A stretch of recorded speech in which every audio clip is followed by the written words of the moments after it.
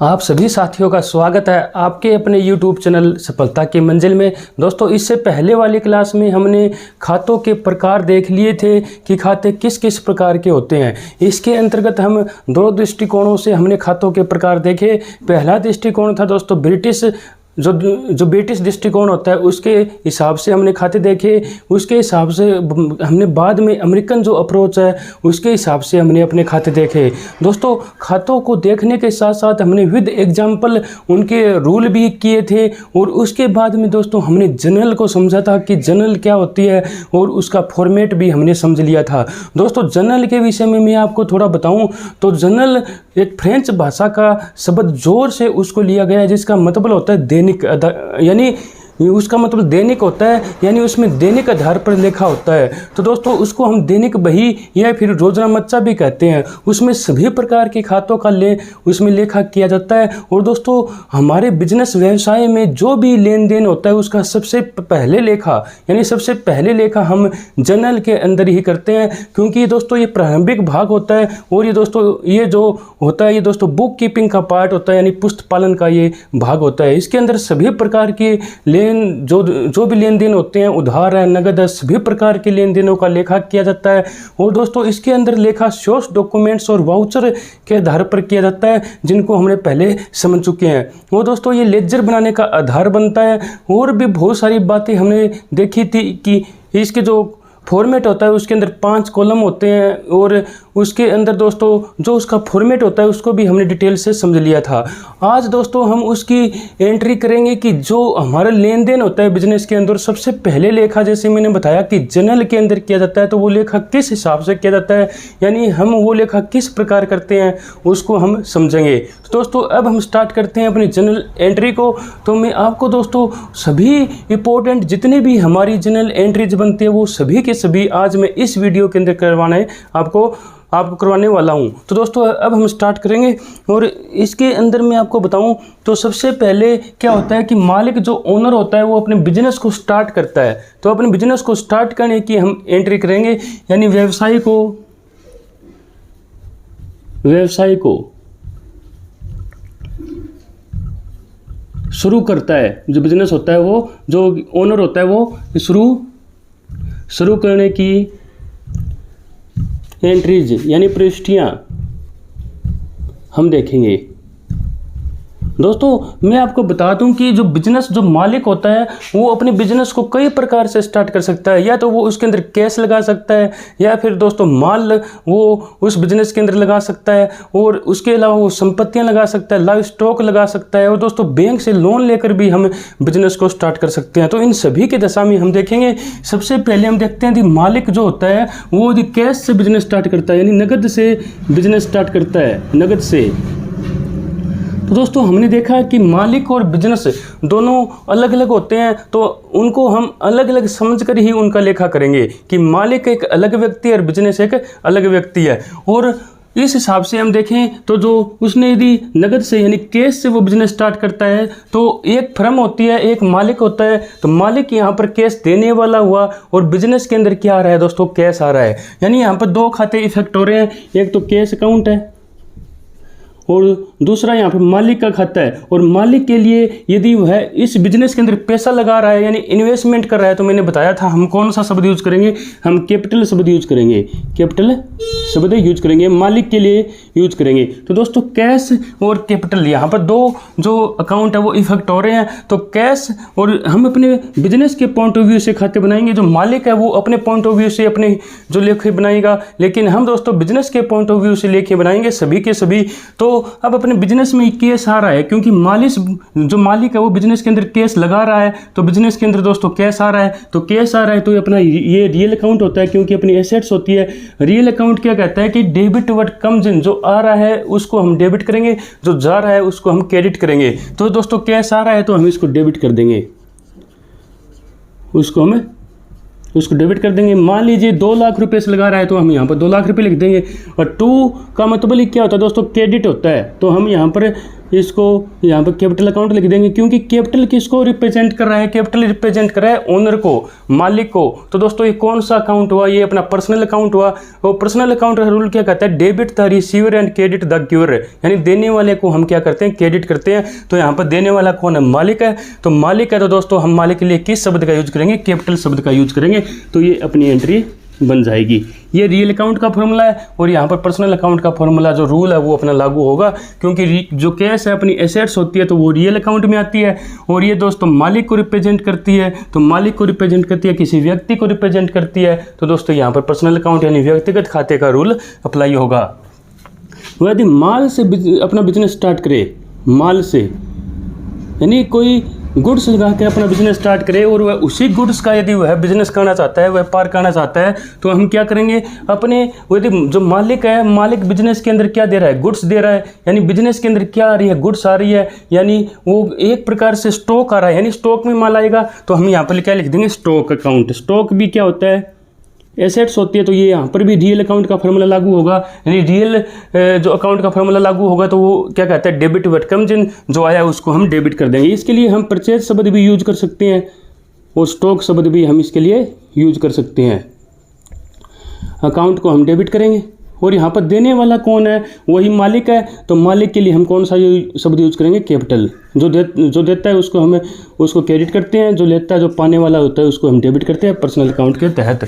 अब दोस्तों और किस हिसाब से वह अपना बिजनेस शुरू कर सकता है, और हम देखते हैं तो दोस्तों एसेट्स से कोई संपत्ति लगाकर वो बिजनेस को शुरू कर सकता है। संपत्ति से, वह संपत्ति से किस प्रकार करेगा, मान लीजिए उसने कोई मशीनरी लगाई है, लैंड एंड बिल्डिंग लगाया है, प्लांट एंड मशीनरी लगाई है, जो भी वह कोई संपत्ति लगाकर यानी एसेट्स लगाकर वह बिजनेस को शुरू कर रहा है। तो इस दशा में हम क्या करेंगे, हम यहाँ पर एसेट्स लिखेंगे, जो या फिर उसने जो एसेट्स लगाई है उसका नाम हम लिख देंगे। उसका नाम ही आएगा जिस एसेट्स से लगाकर वह बिजनेस को स्टार्ट कर रहा है, हम उसका नाम यहाँ पर लिखेंगे, यानी उस एसेट्स का नाम लिखेंगे, फिर हम उसको डेबिट करेंगे। क्योंकि बिजनेस के अंदर क्या आ रही है, एसेट्स आ रही है, यानी ये रियल अकाउंट के अंदर आएगा। ये संपत्ति आ रही है तो यहाँ पर हम रियल अकाउंट का फार्मूला लगा देंगे कि डेबिट व्हाट कम्स इन, जो आ रहा है उसको डेबिट। और यहाँ पर देने वाला कौन है, देने वाला मालिक है, उसके लिए हम कैपिटल शब्द का यूज करेंगे। तो यहाँ पर कैपिटल शब्द का हम यूज कर देंगे। तो इस प्रकार से कोई संपत्ति से खाता जो कोई बिजनेस स्टार्ट करता है तो हम इसको इस प्रकार से बनाएंगे। मशीनरी से यदि करता है मशीनरी लिख देंगे, प्लांट एंड मशीनरी से करता है प्लांट एंड मशीनरी लिख देंगे, फर्नीचर से करता है तो हम यहाँ पर फर्नीचर लिख देंगे। आगे दोस्तों लाइव स्टॉक से करता है तो लाइव स्टॉक। लाइव स्टॉक जैसे मैंने बताया था, लाइव स्टॉक क्या होता है दोस्तों, पशुधन होता है। पशुधन का मतलब क्या होता है दोस्तों, पहले ज़माने में जो क्या हुआ करता था कि जो परिवहन के साधन नहीं हुआ करते थे, परिवहन के साधन के अभाव में हम जो पशुओं का ही परिवहन के रूप में यूज किया करते थे। माल को लाने के लिए, माल को बाजार तक ले जाने के लिए, एक जगह से दूसरी जगह पर जाने के लिए दोस्तों हम पशुओं का ही इस्तेमाल किया करते थे। तो बिजनेस के अंदर दोस्तों पशुओं का इस्तेमाल होने के कारण पशुओं का भी स्टॉक उसके अंदर रखा जाता था, यानी बहुत सारे पशु उसके अंदर रखे जाते थे। तो दोस्तों क्योंकि वो परिवहन के तौर पर हमारे काम आते थे, बिजनेस के लिए वो दोस्तों उस समय जरूरी हुआ करते थे। तो यदि वह पशुओं को लगा कर वह अपना बिजनेस स्टार्ट करता है तो हम क्या लिखेंगे, बिजनेस के अंदर क्या आ रहे हैं, पशु आ रहे हैं, तो उसको हम स्टॉक में शामिल करेंगे, लाइव स्टॉक। और 2 कैपिटल अकाउंट, देने वाला कौन है, स्वामी है, ओनर है, तो उसको हम कैपिटल अकाउंट को हम क्रेडिट कर देंगे। तो इस प्रकार से हम कर सकते हैं। दूसरा दोस्तों यहाँ पर आपने एक बात नोट की होगी कि यहाँ पर कैपिटल अकाउंट तो हमारा क्रेडिट ही हो रहा है, यानी बिजनेस स्टार्ट करने की दशा में कैपिटल अकाउंट तो हमारा क्रेडिट ही होगा, क्योंकि यहाँ पर देने वाला कौन है, मालिक है। मालिक पैसा लगा रहा है, संपत्ति लगा रहा है, माल लगा रहा है, तो दोस्तों हम उसको क्रेडिट करेंगे क्योंकि वह देने वाला है। बिजनेस के अंदर कुछ आ रहा है संपत्ति के तौर पर, तो हम उसको दोस्तों डेबिट करेंगे क्योंकि डेबिट व्हाट कम्स इन। और मालिक देने वाला है तो जो मालिक क्या है दोस्तों पर्सनल अकाउंट में आएगा, तो क्या आएगा, क्रेडिट व्हाट क्या आएगा, क्रेडिट द गिवर, यानी देने वाले को हम क्रेडिट करेंगे। अब दोस्तों एक एंट्री में आपको समझाता हूँ कि वह यदि बैंक से लोन लेता है, मालिक क्या है वो बैंक से लोन लेता है, बैंक से लोन लेने पर बाद में उसने वो पैसा बिजनेस के अंदर लगा दिया, यानी वो उस पैसे से बिजनेस उसने स्टार्ट कर लिया। तो दोस्तों मालिक जो है, मान लीजिए ए व्यक्ति वो मालिक है, उसने बैंक से लोन लिया, तो दोस्तों ये मालिक ने लोन लिया है, न कि बिजनेस लिया है, कि न कि बिजनेस ने लिया है, क्योंकि मैंने बताया कि मालिक और बिजनेस दोनों अलग अलग होते हैं। तो ये मालिक ने लोन लिया है, न कि बिजनेस ने लिया है। और ये लोन लेने के बाद में मालिक वो पैसा बिजनेस में लगा देता है, यानी बिजनेस उससे स्टार्ट कर लेता है। तो स्टार्ट कर लेता है दोस्तों, यही एंट्री बन जाएगी, यही एंट्री बनेगी हमारे लिए, क्योंकि हमारे पास क्या रहा है, कैश आ रहा है और देने वाला कौन है, ये कैपिटल है यानी ओनर है। तो हम कैश टू कैपिटल हम एंट्री बना देंगे। क्यों बना देंगे? क्योंकि वो लोन हमारा नहीं है, वो लोन मालिक का है। तो मालिक के लिए वो लोन है, लेकिन हमारे लिए क्या बन जाएगी, वो कैपिटल बन जाएगी, क्योंकि वो वह पैसा हमारे बिजनेस में लगाकर वो उस बिज़नेस को स्टार्ट कर रहा है, यानी हमारे लिए मालिक क्या लेनदार बन जाएगा। और मान लीजिए बिजनेस लोन लेकर अपना बिजनेस स्टार्ट करता है, बिजनेस ने खुद अपने नाम से लोन लिया है, जो बिजनेस है उसने खुद अपने नाम से लोन लिया है। तो दोस्तों ये जो बिजनेस के लिए लोन बन जाएगा, फिर यानी बैंक में फिर क्या आ जाएगा, अपना पैसा आ जाएगा, बैंक अकाउंट डेबिट करेंगे और टू हम बैंक लोन करेंगे। बैंक लोन हम ये क्यों करेंगे मैं आपको बताता हूँ। बैंक लोन अकाउंट हम ये क्यों करेंगे, क्योंकि ये जब मालिक ने लोन लिया और उसने वह पैसा बिजनेस के अंदर लगा दिया, तो हमने ये एंट्री की, क्योंकि हमारे लिए वो लोन है ही नहीं, वो तो लोन बिजनेस के इसके जो मालिक के लिए है, हमारे लिए तो वो क्या होगी, कैपिटल होगी। लेकिन उसने यदि बिजनेस के नाम पर लोन लिया है, बिजनेस ने अपने नाम पर लोन लिया है, तो दोस्तों ये एंट्री बन जाएगी, क्योंकि ये लोन क्या होगा, फिर बिजनेस के नाम पर हो जाएगा, क्योंकि बिजनेस ने लोन यहाँ पर लिया हुआ है। तो हम उसको क्या कर देंगे, क्रेडिट कर देंगे, क्योंकि बैंक में पैसा आ रहा है तो हम उसको डेबिट कर देंगे। क्योंकि दोस्तों बैंक में पैसा अपने आ रहा है, तो यहाँ पर बैंक कौन सा अकाउंट होता है, पर्सनल अकाउंट होता है। तो डेबिट द रिसीवर यानी पाने वाले को हम डेबिट कर देंगे। बैंक में पैसा आ रहा है तो दोस्तों बैंक यहाँ पर क्या है, पाने वाला है, तो हमने उसको डेबिट कर दिया। और हमारे लिए ये क्या बनी है, लायबिलिटी बन रही है, यानी दायित्व बन रहा है जिसका हमें भविष्य में भुगतान करना है। तो हम उसको दोस्तों क्रेडिट कर देंगे, क्योंकि यहाँ पर जो देने वाला भी बैंक ही है, लेकिन वो दोस्तों लोन के तौर पर दे रहा है, तो हम यहाँ पर बैंक लोन अकाउंट लिख देंगे पर्सनल अकाउंट के तहत ही। तो दोस्तों ये हमारे लिए एक क्या बन जाएगी, हमारे लिए लायबिलिटी बन जाएगी। तो इस प्रकार से हम इसकी एंट्री हम कर देंगे। तो दोस्तों बैंक टू बैंक लोन हमारा आ जाएगा।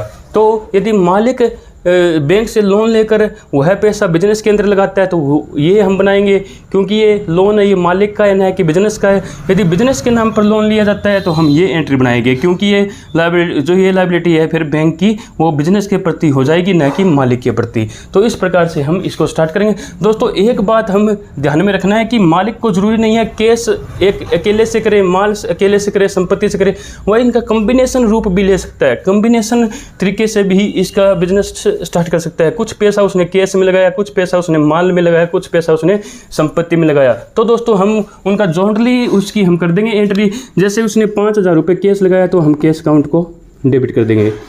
और उसने स्टॉक लगाया, स्टॉक 10,000 रुपये का लगाया, तो हम 10,000 रुपये स्टॉक कर देंगे।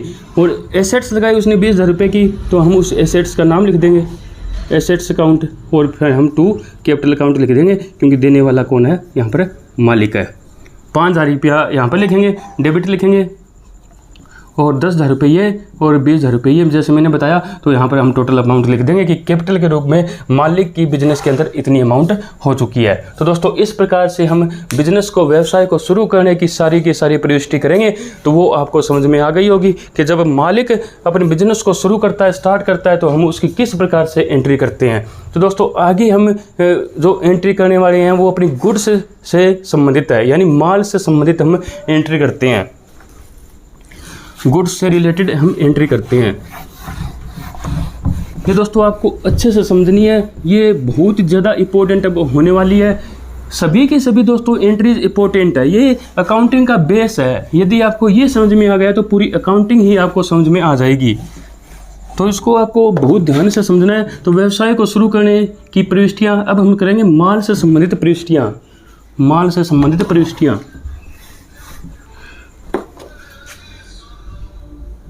माल से संबंधित हम प्रविष्टियाँ करेंगे। अब तो हम दोस्तों ये कर रहे हैं। तो अब सबसे पहले हम क्या करते हैं, माल को खरीदते हैं। माल को खरीदने पर हम कैसे प्रविष्टि करेंगे, खरीदने पर दोस्तों इस दशा में हम 2-3 बातें देख सकते हैं। हम यहाँ पर देख सकते हैं कि माल खरीदा, ऐसे स्पष्ट दे दे कि माल खरीदा, यहाँ पर अमाउंट दे दे हमें 20,000 रुपये, 20,000 रुपये का माल हमने खरीदा है। यहाँ पर ऐसे लिख दे कि नगद माल खरीदा, नगद माल खरीदा, अमाउंट वही हम वही अमाउंट रख लेते हैं। आगे कह दे कि राजेश से माल खरीदा, राजेश से माल खरीदा,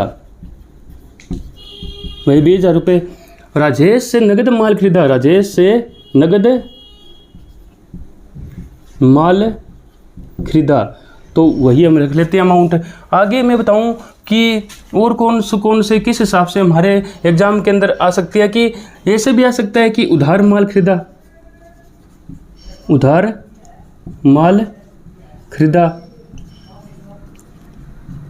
तो इस प्रकार से दोस्तों कुछ हमारी एंट्रीज इसके अंदर बन सकती है। तो उसके प्रत्येक दशा में हम इसकी एंट्री किस हिसाब से करेंगे, हमें सीधा दे दे कि माल खरीदा, तो माल खरीदा का मतलब है कि हमने यहाँ पर कैश के अंदर माल खरीदा है, इसलिए उसका नाम नहीं दिया। जब हम दोस्तों कैश के अंदर माल खरीदते हैं तो हमें उसके नाम की ज़रूरत नहीं है, हमने पैसा दिया और उसने माल दिया, तो बात यहीं पर ख़त्म हो जाती है। तो दोस्तों यहाँ पर इसका मतलब क्या है कि कैश में माल खरीदा है। कैश में यदि हम माल खरीदते हैं तो खरीदने के लिए हम कौन सा शब्द यूज करते हैं, मैंने बताया था कि हम परचेज शब्द यूज करते हैं, परचेज, हम परचेज शब्द यूज करते हैं।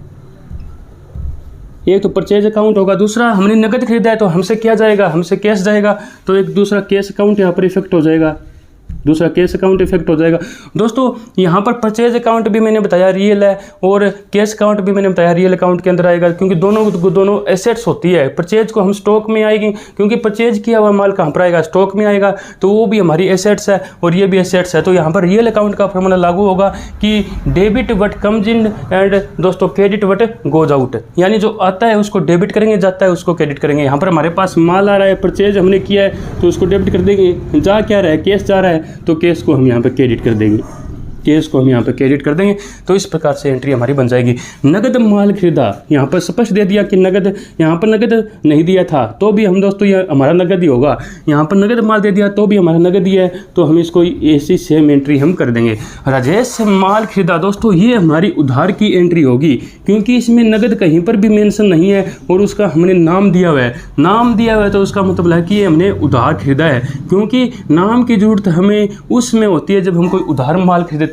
यदि हमने दोस्तों कैश में माल खरीदा है तो हमें नाम की जरूरत ही नहीं है, क्योंकि हमने पैसा दिया उसने माल दिया तो बात खत्म। लेकिन यहाँ पर सिर्फ और सिर्फ हमें नाम दिया हुआ, तो इसका मतलब है कि हमें क्या है, बाद में इसको भुगतान करना है उस माल का, इसलिए यहाँ पर नाम है वो इम्पोर्टेंट हो जाता है। क्यों हो जाता है, क्योंकि हमने माल खरीदा है, अभी तक हमने पैसे दिए नहीं हैं, फ्यूचर में हमें क्या है उसको पैसे देने हैं, तो उसका नाम हमें ज़रूरत पड़ेगी, क्योंकि उसको हमें भविष्य में भुगतान करना है। तो दोस्तों ये हमारा उधार होगा, उधार होगा तो हम कैसे करेंगे, देखो हमारे पास माल तो आ रहा है स्टॉक के अंदर, तो आ रहा है तो हम उसको क्या करेंगे, डेबिट करेंगे, हमारी एसेट्स है उसको डेबिट कर दिया।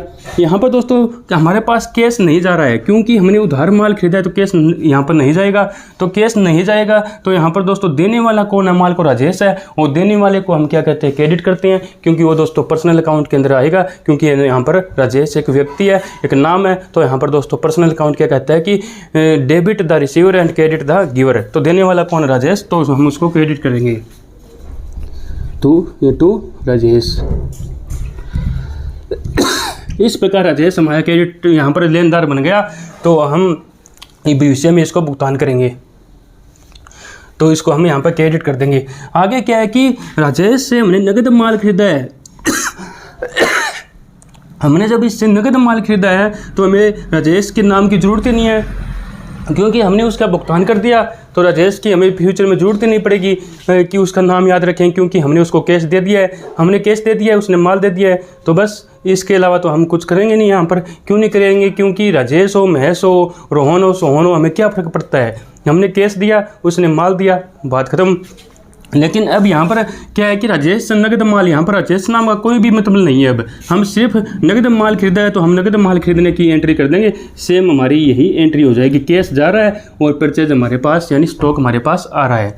उधार माल खरीदा है तो दोस्तों हमारी इसमें स्पष्ट तौर पर दे दिया कि उधार माल खरीदा है, यहाँ पर लेकिन नाम नहीं दिया, उसके नाम की तो हमें ज़रूरत पड़ेगी। अब क्यों पड़ेगी, हमने उधार माल खरीदा है भाई, जब भविष्य में उसको पेमेंट भी करनी है, उसको भविष्य में पेमेंट करनी है तो उसके नाम की भी जरूरत पड़ेगी। यदि हमें नाम ही नहीं पता होगा, उसको जानते ही नहीं होंगे, तो हम उसको पेमेंट कैसे करेंगे। तो दोस्तों हमें यहाँ पर नाम नहीं दिया, तो हम यहाँ पर देखो एंट्री तो यही बनेगी क्योंकि उधार की है, एंट्री तो यही बनेगी, लेकिन हमें यहाँ पर राजेश का नाम, हमें राजेश की जगह क्या है वो हमें नहीं पता। हमने माल खरीदा किससे है, देने वाला कौन है, तो वो दोस्तों हमारा क्या है, सप्लायर्स है, हमारा वो क्या लेनदार है। तो हम या तो सप्लायर्स अकाउंट को क्रेडिट करेंगे, या फिर हम यहाँ पर अपने लेनदार जो अकाउंट है उसको हमें कर देंगे। जो हमारा जो यहाँ पर क्या बनाया, लेनदार बनाया, तो या तो हम दोस्तों लेनदार को, या फिर हमारा जो सप्लायर्स है, आपूर्ति करता है, उसको हम यहाँ पर क्रेडिट कर देंगे। तो दोस्तों एक ही बात हमारी बन जाती है, क्योंकि यहाँ पर जो व्यक्ति से हमने माल लिया है उसको हमने लेनदार बना दिया है, यानी भविष्य में हमने उसको भुगतान करना है। तो ये दोस्तों हमारी सारी की सारी माल को खरीदने से संबंधित एंट्री हो जाएगी। ये आपको समझ में आ गई होगी। अब दोस्तों हम करते हैं आगे, इसको बढ़ते हैं। अब हमने माल को खरीदने पर बनाई है, तो अब हम माल को बेचने पर बनाएंगे, माल को बेचने पर एंट्री बनाएंगे। इससे पहले हम कुछ परचेज से रिलेटेड ही एक दो एंट्री और देख लेते हैं। जैसे मान लीजिए माल हमने बेचा नहीं, माल हमने बेचा नहीं है, फिर भी हमारा खरीदा हुआ माल कम हो गया है। मान लीजिए हमने 1 लाख रुपए का माल खरीदा था, अब हमारे पास 95,000 रुपये का माल स्टॉक में पड़ा हुआ है, लेकिन हमने माल बेचा नहीं है। तो दोस्तों ये 5,000 रुपये का माल कहाँ पर, यानी कैसे कम हो गया। ये दोस्तों बहुत सारे रीज़न हो सकते हैं इसके, या तो हमने सैंपल्स के तौर पर बांट दिए, या वो दोस्तों आग लगने से नष्ट हो गया 5,000 रुपये का माल, या कि चोरी हो गया, ये भी हो सकता है। तो दोस्तों ये हमारी सारी की सारी क्या होती है, लॉस होता है। तो लॉस को मैंने बताया कि जो नॉमिनल अकाउंट होता है, लॉस को हम क्या करते हैं, डेबिट करते हैं, debit all expenses and losses. तो उसको हम क्या करेंगे, डेबिट करेंगे। और दूसरा हमसे क्या हो रहा है, माल कम हो रहा है स्टॉक में से, यानी एसेट्स हमारी जा रही है, तो हम क्या कर देंगे, उसको क्रेडिट कर देंगे। रियल अकाउंट यही हमें कहता है कि क्रेडिट द क्या है, कि हम क्या करते हैं, क्रेडिट वट गोज आउट। तो हम यहाँ पर उस क्या करेंगे, स्टॉक है जो हमारा परचेज किया हुआ माल है वो हमारा कम हो रहा है, तो हम उसको क्रेडिट कर देंगे। और हमें ये लॉस हो रहा है, लॉस को हम क्या कर देंगे, डेबिट। 5,000 रुपये का लॉस हो गया आग लगने की वजह से, हम क्या लिखेंगे, loss by fire. Loss by fire account को हम डेबिट करेंगे। और हमारा माल जा रहा है परचेज किया हुआ, तो हम परचेज अकाउंट को हम क्या कर देंगे, क्रेडिट कर देंगे। हम यहाँ पर क्रेडिट कर देंगे। अब दोस्तों इसका प्रभाव ये होगा कि हमारा लॉस 5,000 रुपये हम यहाँ पर दिखा देंगे, इसको डेबिट करके 5,000 रुपये यहाँ पे लिख देंगे, 5,000 रुपये यहाँ पे लिख देंगे। तो दोस्तों 5,000 रुपये हम क्या दिखा देंगे, लॉस दिखा देंगे। दूसरा हमारा परचेज किया हुआ माल कम हो रहा है, यानी पहले 1 लाख रुपये का माल हमारे परचेज में था, अब हम 5,000 रुपये से इसको क्रेडिट कर दिया, तो हमारे कितना बच गया, 95,000 रुपये बच गया। यानी डेबिट था वो 1 लाख से, क्रेडिट हो गया वो 5,000 से, तो डेबिट कितना बच गया, अब 95,000 रुपये बच गया। तो इस हिसाब से हम इसकी एडजस्ट इसको हम कर देंगे। तो दोस्तों अब हम यदि चोरी से होता है तो लॉस बाय थीव्स हमें यहाँ पे लिख देंगे, और सैंपल से होता है तो लॉस बाय सैंपल्स इस प्रकार से लिख देंगे। इस प्रकार से सारी की सारी एंट्री हम करेंगे।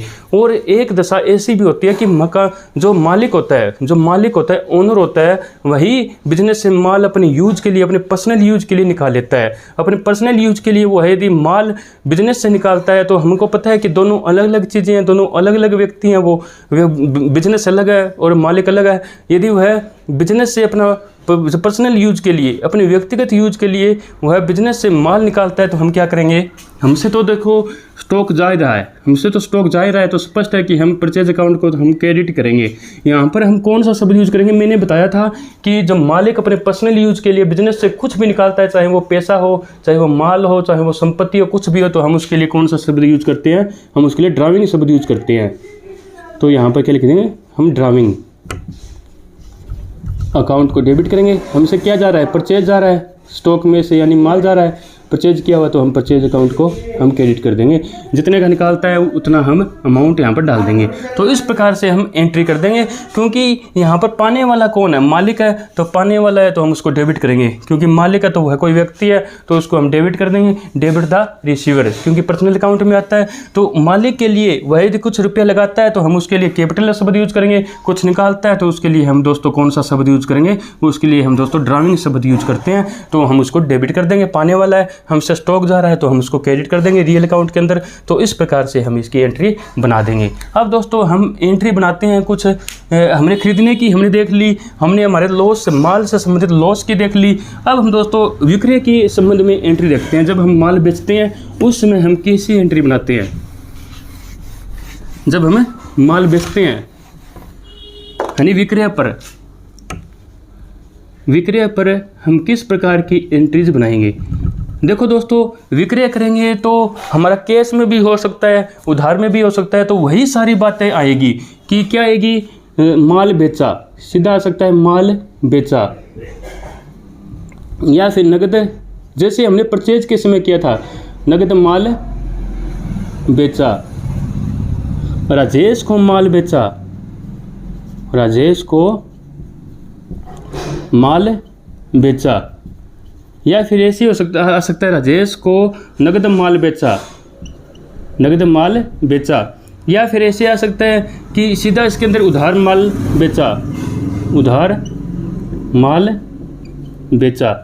तो दोस्तों माल बेचेंगे तो क्या होगा कि हमारे स्टॉक में से तो माल जाएगा, यानी हमारी एसेट्स है वो दोस्तों कम होगी। एसेट्स कम होगी तो हम दोस्तों उसको क्रेडिट करेंगे, क्योंकि रियल अकाउंट यही कहता है। और दोस्तों हम जो बेच रहे हैं तो हमारे पास यदि कैश आता है, यानी जो सीधा लिख दे कि माल बेचा, इसका मतलब है कि हमने यहाँ पर नगद में माल बेचा है, इसलिए उसका नाम नहीं दिया, क्योंकि हमें नगद में माल बेचने की दशा में उसके नाम की जरूरत नहीं है कि हमने किसको माल बेचा है। उसने रुपया दिया, हमने माल दिया, तो बात यहाँ पर खत्म हो जाती है। तो दोस्तों यहाँ पर यह हमने कैश में माल बेचा है तो हमारे पास क्या आ रहा है दोस्तों, कैश आ रहा है। एक तो कैश अकाउंट होगा क्योंकि हमारे पास कैश आ रहा है। दूसरा दोस्तों यहाँ पर नगद में माल बेचा है तो हमसे क्या जा रहा है, स्टॉक जा रहा है। तो हम जब माल बेचते हैं तो उसके लिए कौन सा शब्द यूज करते हैं, सेल शब्द यूज करते हैं। तो सेल्स अकाउंट हम क्रेडिट कर देंगे, क्योंकि हमसे माल जा रहा है तो हम उसको क्रेडिट करेंगे। हमारे पास कैश है, दोनों ये रियल अकाउंट में आएंगे, क्योंकि दोनों के दोनों हमारी एसेट्स है। आता है उसको डेबिट, जाता है उसको क्रेडिट कर देंगे। आया कैश है तो उसको डेबिट किया, हमसे गया क्या माल, तो हम जब बेचते हैं तो उसके लिए कौन सा शब्द यूज़ करते हैं, सेल्स, तो हम उसको क्रेडिट कर देंगे। तो दोस्तों नगद माल बेचा, यही सेम बात हो जाएगी। ये हम कर देंगे राजेश को माल बेचा, इसका मतलब है कि हमने ये माल उधार बेचा है, क्योंकि यहाँ पर नगद की कहीं पर भी बात नहीं हो रही है। और यहाँ पर राजेश का नाम दिया, राजेश का नाम इसलिए दिया है क्योंकि राजेश का नाम यहाँ पर इंपॉर्टेंट बन जाता है, क्योंकि बाद में जब हम उसको माल बेच रहे हैं तो बाद में हम उससे पैसे भी लेंगे तो हमें उसके नाम की जरूरत पड़ेगी, तो इसलिए यहाँ पर नाम दिया गया है। तो यहाँ पर उधार माल बेचा गया है, तो यहाँ पर पाने वाला कौन है, माल को राजेश है, तो पाने वाले को हम डेबिट करेंगे। तो राजेश अकाउंट को हमें डेबिट कर देंगे, क्योंकि यह एक व्यक्ति है तो ये पर्सनल अकाउंट में आएगा, डेबिट द रिसीवर। और हमसे क्या जा रहा है, वही बात है कि हमने सेल्स किया है तो हमसे माल जा रहा है तो हम इसको क्रेडिट कर देंगे। तो इस प्रकार से हम एंट्री कर देंगे। राजेश को नगद माल बेचा, दोस्तों यहाँ पर नगद माल बेच दिया तो नाम का यहाँ पर कोई भी लेना देना नहीं है। उसने हमको पैसे दिए, हमने उसको माल दिया, बस। अब क्या है कि अब यदि नगद बेचा है तो हमारी यही एंट्री हो जाएगी। उधार माल बेचा है तो हमें उसका नाम नहीं पता है, नाम नहीं पता तो हम दोस्तों यहाँ पर क्या लिख देंगे, हम जब माल उधार बेचते हैं तो हमारे क्या बनते हैं, डेटर बनते हैं, देनदार बन जाता है वो व्यक्ति जिसको हमने माल बेचा है, वो हमारा देनदार बन गया, यानी भविष्य में वो हमको पैसे देगा। तो दोस्तों देनदार बन गया तो हम क्या लिखेंगे, डेटर। ये यहाँ पर कोई भी नाम हो सकता है जिसको हमने माल बेचा है, कि डेटर अकाउंट को डेबिट करेंगे, उसका नाम आ जाएगा जिसको हमने माल बेचा है। तो यहाँ पर सेल्स अकाउंट आएगा, क्योंकि हमने यहाँ पर सेल्स कर रहे हैं तो सेल्स अकाउंट अपना हो जाएगा। तो इस प्रकार से दोस्तों हमारी सारी विक्रय से संबंधित एंट्री बन जाती है। तो इस प्रकार से हम जब भी हमारे बिजनेस के अंदर हम सेल्स करते हैं, सेल करते हैं, तो हम ऐसे अपनी एंट्री बनाएंगे। पाने वाले को डेबिट करेंगे। यदि हम उधार माल बेच रहे हैं, हमसे क्या जा रहा है, माल जा रहा है, तो हम उसके लिए क्या करेंगे, क्रेडिट करेंगे, क्योंकि हमारी एसेट्स जा रही है। यदि हम बेच रहे हैं तो उसके लिए हम सेल्स शब्द का यूज करते हैं। यदि हमारे पास नगद में बेच रहे हैं तो हमारे पास कैश आ रहा है तो डेबिट कर दो, जा रहा है तो हम उसको क्रेडिट कर देंगे, क्योंकि ये दोनों एसेट्स है। तो इस प्रकार से हम इसका अपना विक्रय से संबंध में सारी की सारी एंट्री करेंगे। माल से संबंधित कुछ और महत्वपूर्ण प्रविष्टि हम देखते हैं। माल से संबंधित जो हमारी बनती है, जैसे हमने माल खरीदा और हम वो माल अब वापस लौटा रहे हैं, उसके बहुत सारे कारण हो सकते हैं। या तो उसने गलत माल बेच दिया, या उसने दोस्तों डैमेज हुआ माल हमारे पास आया, या फिर निर्धारित शर्तों के अनुसार उसने माल हमसे नहीं भेजा, यानी हमको नहीं भेजा, या फिर दोस्तों क्या है कि उसने ज़्यादा मूल्य का लगा दिया माल, या फिर उसने हमने जितना मांगा था उससे ज़्यादा माल उसने भेज दिया है हमारे पास, तो हम उसको वापस लौटाएंगे। तो हम वापस लौटाएंगे तो क्या करेंगे, यानी ऊपर लिखते हैं क्रय वापसी पर, क्रय वापसी पर हम कैसी एंट्री बनाते हैं। परचेज रिटर्न है, हमने खरीदा हुआ माल वापस भेज रहे हैं, तो वो इस दशा में हम कैसी एंट्री बनाएंगे अपनी। दोस्तों खरीदा हुआ माल वापस भेज रहे हैं तो स्पष्ट है कि हमसे क्या जा रहा है, हमसे तो माल ही जा रहा है, हमसे तो माल ही जा रहा है। तो जब माल जा रहा है तो मतलब एसेट्स जा रही है, तो हम उसको क्रेडिट करेंगे। यानी ऐसे दे दे कि हम उसको क्रेडिट कर देंगे, यानी परचेज रिटर्न को हम क्रेडिट करेंगे। ये स्पष्ट हो गया। अब दोस्तों जिस व्यक्ति को हम माल उधार भेज रहे हैं यानी वापस भेज रहे हैं, यानी मान लीजिए राजेश से हमने माल खरीदा था, अब हम उसको वापस भेज रहे हैं, तो यहाँ पर पाने वाला कौन होगा, राजेश होगा। तो राजेश को हम यहाँ पर डेबिट कर देंगे, राजेश को हम यहाँ पर डेबिट कर देंगे। बस ये एंट्री बन जाएगी अपनी। जितने अमाउंट का माल होगा हम वो आगे लिख देंगे। ये दोस्तों उधार माल की दशा में होगा। राजेश से हमने उधार माल खरीदा था, तो अब क्या है कि राजेश को हमने उधार माल राजेश से हमने खरीदा था, तो अब ऐसी एंट्री हम बना देंगे जो परचेज रिटर्न की दशा में। हमसे माल जा रहा है तो हम उसको क्रेडिट कर देंगे, उसको हम क्रेडिट कर देंगे। पाने वाला कौन है, राजेश है, तो राजेश को हम डेबिट कर देंगे। पर्सनल अकाउंट में ये अपना रियल अकाउंट के अंदर है। दोस्तों नगद में हमने माल खरीदा था, नगद में हमने माल खरीदा था, लेकिन अब क्या है कि जो राजेश है, राजेश को हम माल वापस भेज रहे हैं। हमने वो माल नगद में खरीदा था, तो दोस्तों यदि वह माल को हम वापस भेज रहे हैं उसी समय वो हमको पैसे भी हमको हमारे वापस दे देता है, तो हम यहाँ पर क्या लिख देंगे, कैश अकाउंट। फिर हम क्या लिख देंगे, कैश अकाउंट, क्योंकि वह हमको अपने पैसे वापस दे रहा है। कैश टू परचेज रिटर्न इस प्रकार से कर देंगे। वह साथ में हमको माल के पैसे वापस नहीं भेज रहा है, तो हम ऐसे ही बना देंगे। राजेश को अपना डेटर बना देंगे हम कि राजेश हमारा डेटर है, देनदार है, भविष्य में वो है हमको पैसे देगा। तो ये बात आपको ध्यान में रखनी है। यदि वह माल हमने कैश में खरीदा था और हम वह माल कुछ वापस लौटा रहे हैं, तो हमें यदि कैश मिलता है तो हम ये एंट्री करेंगे। यदि हमको कैश वो नहीं दे रहा है कि वो हमको बाद में कैश दे देगा, तो दोस्तों हम ये एंट्री बना देंगे। फिर हम ये एंट्री बनाएंगे। और अब दोस्तों हम करते हैं कि विक्रय वापसी की दशा में, कि विक्रय वापसी की दशा में जब हमारा बेचा हुआ माल वापस आ जाए, हमारा बेचा हुआ माल वापस आ जाए। हमने राजेश को माल बेचा था 50,000 रुपये का, अब वह हमको 10,000 रुपये का माल वापस कर रहा है। बहुत सारे वही रीज़न हो सकते हैं। डैमेज उसके पास माल पहुंचा, हमने ज़्यादा माल उसको भेज दिया, या फिर हमने जो शर्तें थी हमारे जो सेल्स की वो उसके हिसाब से हमने माल नहीं भेजा। दोस्तों बहुत सारे जो कंडीशंस हो सकते हैं कि वो हमसे माल वापस भेज रहा है। तो दोस्तों हमारे पास स्पष्ट है कि माल तो हमारे पास आ रहा है, अब आ रहा है तो हम उसको क्या करेंगे, डेबिट करेंगे। जब बेचा हुआ माल वापस आ रहा है तो हम कौन सा शब्द यूज़ करते हैं, sales return. Sales return account को हम डेबिट करेंगे। और यहाँ पर देने वाला कौन है, देने वाला राजेश है, तो हम उसको क्रेडिट कर देंगे, उसको हम क्रेडिट कर देंगे।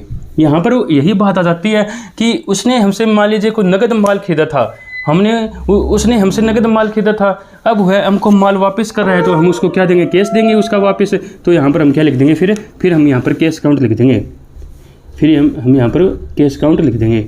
यदि हम अभी उसका केस वापस हमें उसका नहीं दे रहे हैं, तो यहाँ पर उसका नाम लिख देंगे, क्रेडिटर, ये उसको बना देंगे, यानी उसको लेनदार बना देंगे राजेश को, तो राजेश को हम यहाँ पर क्रेडिट कर देंगे। तो इस प्रकार से हम ये एंट्री बनाएंगे।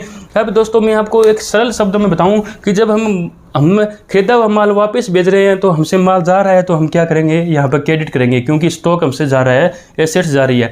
जब हमारा बेचा हुआ माल हमारे पास वापस आ रहा है, तो हम उसको डेबिट करेंगे, क्योंकि हमारे स्टॉक में माल आ रहा है वापस, तो हम उसको डेबिट कर देंगे। तो इस प्रकार से हम अपनी एंट्री बनाएंगे। दोनों के दोनों रियल अकाउंट में आते हैं। यदि हम वापसी की दशा में कैश हम दे रहे हैं तो कैश अकाउंट को क्रेडिट करेंगे। कैश हम यदि नहीं दे रहे हैं तो उसका नाम लिखेंगे, क्योंकि वो हमारा लेनदार बन जाता है, बाद में हम इसको कैश देंगे इसका वापस। यदि हमने उधार माल खरीदा था तो हम यही एंट्री बनाएंगे। पहले क्या किया, जब हमने इसे माल जब इसको बेचा था तब हमने इसको डेबिट किया था। अब इसका हमारा बिका हुआ माल वापस आ रहा है, तो हम इसको क्रेडिट कर रहे हैं। मान लीजिए इसने 50,000 रुपये का माल हमसे खरीदा था, तो उसमें हमने इसको क्या करेंगे, डेबिट करेंगे। मैंने पहले आपको बताया था। अब ये 10,000 रुपये का माल वापस कर रहा है, तो हमने इसको क्रेडिट कर दिया, यानी डेबिट हुआ 50,000 से, क्रेडिट कितना हुआ, ये राजेश 10,000 रुपये से हुआ क्रेडिट, तो ये डेबिट कितना रह जाएगा, अपना जो डेटर कितना रह जाएगा, 40,000 रुपये का रह जाएगा, जो यानी 40,000 रुपये का हमारा देनदार रह जाएगा। पहले 50 का था, 10 का इसने वो माल वापस कर दिया, अब ये अपना 40,000 रुपये का देनदार है। तो इस प्रकार से हम अपनी सारी की सारी एंट्री बनाएंगे। दोस्तों एक हमारे वर्ड्स आते हैं, यही जो लगे हाथों में आपको बता देता हूँ, बहुत ही इंपॉर्टेंट है दोस्तों वो, इसलिए मैं आपको यहाँ पर बता रहा हूँ। एक अपना होता है डेबिट नोट, शोर्स डॉक्यूमेंट्स में आते हैं डेबिट नोट। एक अपना होता है क्रेडिट नोट। क्या होता है क्रेडिट नोट? ये क्या होते हैं? बहुत ही इंपॉर्टेंट है ये डेबिट नोट और क्रेडिट नोट, आपको आगे भी काम आएंगे दोस्तों। डेबिट नोट हम कैसे लिखते हैं, जैसे ऐसे समझो पहले डेबिट और क्रेडिट हम कैसे लिखेंगे। अब राजेश को हमने माल बेचा, तो हमने कैसी प्रविष्टि बनाई थी, हमने उसको राजेश टू उधार बेचा मान लीजिए, तो राजेश टू सेल्स, इस प्रकार की हमने प्रविष्टि बनाई। माल जा रहा है तो हमने क्रेडिट किया, पाने वाला राजेश है, तो इस प्रकार से बनाई। अब दोस्तों वह हमको माल वापस कर रहा है, तो हमने उसको क्या किया, उसको हमने क्रेडिट कर दिया। क्यों कर दिया? क्योंकि हमारे पास माल आ रहा है और देने वाला कौन है? राजेश। तो यहाँ पर हमने उसको क्रेडिट कर दिया। पहले उसको हमने डेबिट किया और जैसे मैंने यहाँ पर भी बताया था आपको, और अब उसको हम क्रेडिट कर रहे हैं, तो हम यहाँ पर इसके लिए कौन सा नोट लिखेंगे? हम यहाँ पर उसके लिए क्रेडिट नोट लिखेंगे, क्योंकि हम उसको क्रेडिट कर रहे हैं, तो हम उसको क्या लिखेंगे, हम उस पर क्या लिखेंगे? क्रेडिट नोट लिखेंगे। और उस क्रेडिट नोट के आधार पर ही हम ये लेखा करेंगे। ये सोर्स डॉक्यूमेंट है, इसके आधार पर हम क्या बनाएंगे? बाउचर, और फिर हम अपनी पुस्तकों में हम लेखा कर देंगे, जर्नल के अंदर कर देंगे, या फिर इसकी जो सब्सिडायरी बुक होती है उसके अंदर हम कर देंगे। अभी हम जर्नल बना रहे हैं, तो जर्नल के अंदर हम इसका लेखा कर देंगे। तो डेबिट नोट किस में लिखते हैं, ये दोस्तों ध्यान में रखना है कि विक्रेता के द्वारा लिखा गया क्रेता पर, कि यहाँ पर खरीदने वाला कौन था? राजेश था। तो विक्रेता के द्वारा ये ध्यान में रखना है, विक्रेता के द्वारा क्रेता पे लिखा गया, ये क्रेता पर। तो इस प्रकार से हमें इसको ध्यान में रखना है। अब दोस्तों डेबिट नोट कैसे लिखेंगे? जब हमने किसी से माल खरीदा, राजेश से माल खरीदा, तो हमने कैसे बनाई? परचेज अकाउंट को हमने डेबिट किया, और हमने राजेश से खरीदा, देने वाला कौन है? राजेश है, तो हमने इस प्रकार से एंट्री बनाई। अब हम राजेश को माल वापस कर रहे हैं, तो यहाँ पर पाने वाला कौन है? राजेश है, तो राजेश को हमने यहाँ पर डेबिट किया, और हमसे क्या हो रहा है? परचेज रिटर्न हो रहा है, क्योंकि खरीदा हुआ माल वापस कर रहे हैं। तो दोस्तों हमने यहाँ पर अब राजेश को क्या किया? हमने राजेश को यहाँ पर डेबिट किया ना, तो हम यहाँ पर इसके लिए हम क्या करेंगे? डेबिट नोट लिखेंगे। तो इस प्रकार से हम एंट्री कर देंगे अपनी पुस्तकों में इस डेबिट नोट के आधार पर, क्योंकि सोर्स होना चाहिए। हम जब भी कोई एंट्री कर रहे हैं तो उसका प्रूफ हमारे पास होना चाहिए, तभी हम उसकी एंट्री कर सकते हैं। तो ये दोस्तों ये क्या होंगे? प्रूफ होंगे इस दशा में। सेल्स रिटर्न और परचेज रिटर्न की दशा में दोनों के दोनों क्या होते हैं? प्रूफ होते हैं हमारे पास। तो इन्हीं के आधार पर हम लेखा करते हैं अपनी पुस्तकों के अंदर। तो दोस्तों यहाँ पर हम क्या थे? यहाँ पर दोस्तों हम क्रेता थे, यानी खरीदने वाले थे, और बेचने वाला कौन था? राजेश था। तो दोस्तों हम ये जो नोट किस हिसाब से लिखा गया है, यानी ये नोट क्रेता ने लिखा है, विक्रेता पर लिखा है ना, विक्रेता पर। तो ये दोनों में अंतर होता है, ये विक्रेता ने लिखा क्रेता पर, ये क्रेता ने लिखा विक्रेता पर। तो इस प्रकार से दोस्तों इसको नोट कर लेना, बहुत ही इंपॉर्टेंट दोस्तों ये बनता है, और ये बहुत ही कम आपको सिखाया जाता है, लेकिन दोस्तों मैं आपको बता रहा हूँ। तो ये सोर्स डॉक्यूमेंट्स के अंदर आते हैं, इसी के आधार पर हम अपना लेखा करते हैं। तो माल से संबंधित जो अपनी एंट्रीज थी वो अपनी सारी की सारी खत्म हो चुकी है। अब दोस्तों हम संपत्ति से संबंधित एंट्री कर लेते हैं, संपत्ति से संबंधित हमारी एंट्री करते हैं। बहुत ही इंपॉर्टेंट क्लास है दोस्तों, ये आपको अच्छे से ध्यान से समझनी है। संपत्ति से संबंधित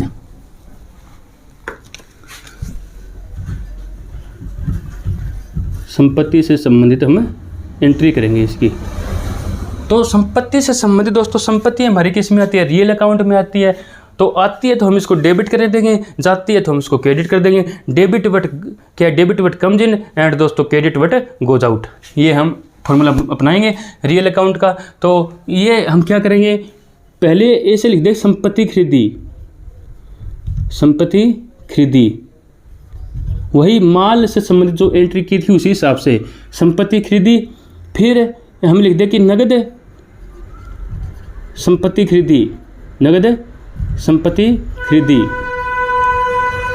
फिर यहाँ पर लिख दे राजेश, मैंने यहाँ पर राजेश ही नाम ले रहा हूँ मैं हर बार, कि राजेश से संपत्ति खरीदी,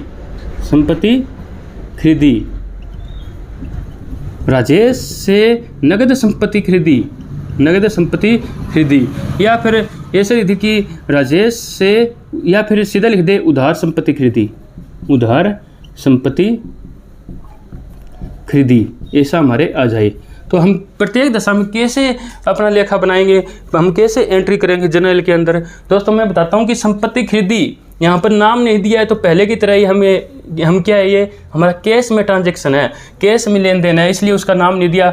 जब हम कैश में करते हैं तो उसके नाम की ज़रूरत ही नहीं है। तो दोस्तों हमारे पास एसेट्स आ रही है, संपत्ति खरीदी है तो आ रही है, तो हम उसको डेबिट करेंगे। उस एसेट्स का यहाँ पर हमें नाम लिख देंगे, एसेट्स अकाउंट, हम उसका नाम लिख देंगे। और हमसे क्या जा रहा है, कैश में हमने खरीदी है तो कैश जा रहा है, कैश जा रहा है तो हम इसको क्रेडिट कर देंगे। दोनों के दोनों एसेट्स है, रियल अकाउंट लगेगा, आता है तो डेबिट, जाता है तो क्रेडिट। नगद संपत्ति खरीदी तो बात तो एक ही है, ये नगद की ही हमने बनाई है।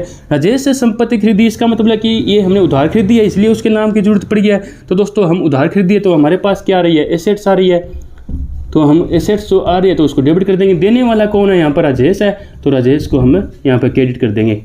राजेश को हमने यहाँ पर लेनदार बना दिया कि भविष्य में हम इसको इस संपत्ति का भुगतान करेंगे जितने रुपए इसके बनते हैं।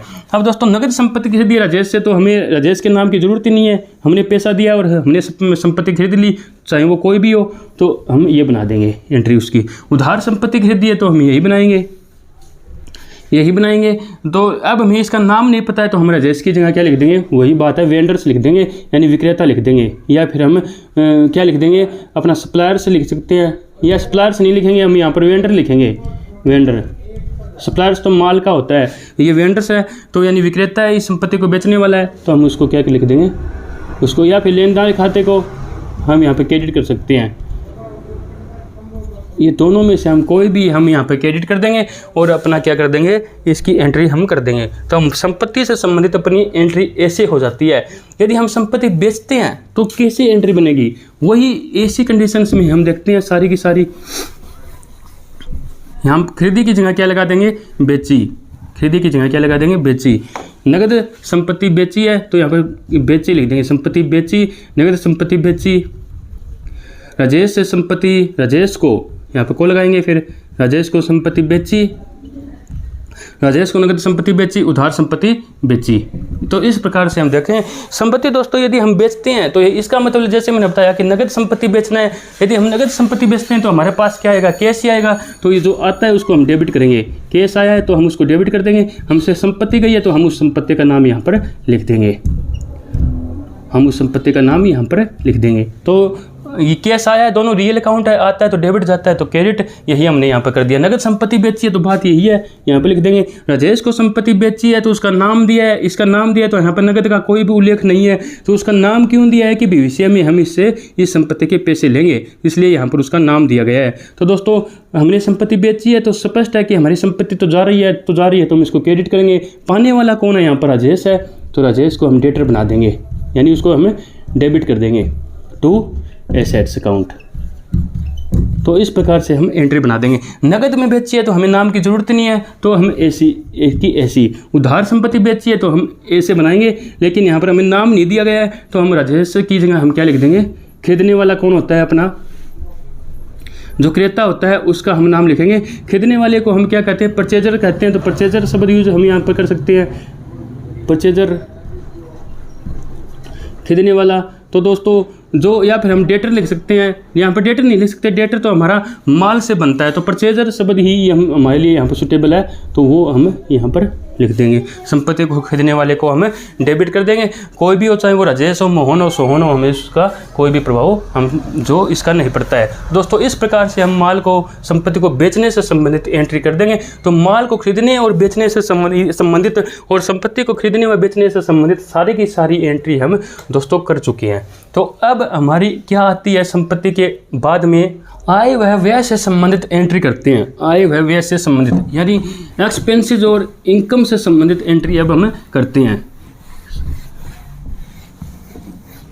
आय व्यय से संबंधित एंट्री, आय व्यय से संबंधित हम एंट्री करते हैं। दोस्तों पता है कि हम यदि एक्सपेंसेस लें और इनकम लें, दोनों लें इनकम, तो एक्सपेंसेस क्या होते हैं, हमारे खर्चे होते हैं, वे होते हैं तो इसको हम डेबिट करते हैं। नॉमिनल अकाउंट के अंदर आते हैं, मैंने बताया था कि debit all expenses and losses and credit all income and gains. जो हमारी इनकम है उसको क्रेडिट करेंगे, जो एक्सपेंसेस है उसको हम डेबिट कर देंगे। जैसे रेंट का भुगतान किया 5,000 रुपये, तो हमारे लिए क्या है, खर्चे तो हम डेबिट करेंगे, रेंट अकाउंट को डेबिट करेंगे। हमसे क्या जा रहा है, कैश जा रहा है तो हम उसको क्रेडिट कर देंगे, क्योंकि कैश एसेट्स में आती है, रियल अकाउंट लगेगा, जा रहा है तो हम उसको क्रेडिट करेंगे। ये हमारा खर्चा है तो खर्चे को हम डेबिट कर देंगे। इसी प्रकार रेंट हमको मिलता है कहीं से, तो रेंट हमारे लिए क्या हो जाएगी, वो इनकम हो जाएगी, क्योंकि हमको मिल रही है ना कि हम उसका भुगतान कर रहे हैं। तो हमारे पास क्या आ रहा है, यहाँ पर कैश आ रहा है, तो हम उसको डेबिट करेंगे। एसेट्स है रियल अकाउंट के अंदर जो आ रहा है तो हम उसको डेबिट कर देंगे। और ये हमारी इनकम है, इनकम को हम क्रेडिट करेंगे, रेंट अकाउंट।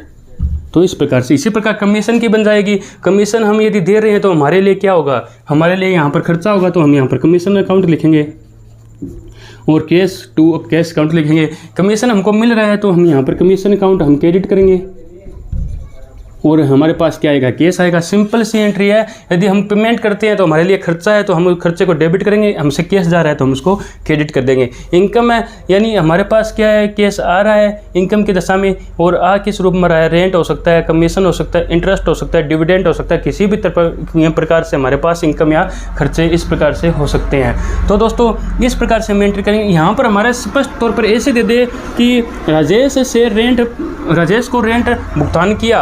को रेंट भुगतान किया, तो दोस्तों इसका आप समझ रहे हो ना कि राजेश को हम रेंट भुगतान तो कर रहे हैं, तो यहाँ पर हमें नाम की कोई ज़रूरत नहीं है, हमसे तो कैश जा रहा है और वो हम उसको रेंट का भुगतान कर रहे हैं, तो यहाँ पर नाम की हमें कोई ज़रूरत नहीं है। तो दोस्तों यही एंट्री बनेगी, राजेश को रेंट का भुगतान किया, उस दशा में हम यही एंट्री बनाएंगे कि रेंट टू कैश अकाउंट। इसी प्रकार राजेश से हमें यदि रेंट मिलता है तो दोस्तों हम यही एंट्री बनाएंगे, क्योंकि हमारे लिए इनकम है तो क्रेडिट कर देंगे, कैश आ रहा है तो हम उसको डेबिट कर देंगे। जब हमारे पास कोई कैश में ट्रांजैक्शन होती है तो हमें नाम की ज़रूरत ही नहीं होती, क्योंकि जब कैश में जो ट्रांजैक्शन हो गई है तो हमें नाम की ज़रूरत ही क्या है, हम अपना कैश से रिलेटेड एंट्री हम कर देंगे। तो इस प्रकार हमारी आय और व्यय से संबंधित एंट्री हो जाएगी।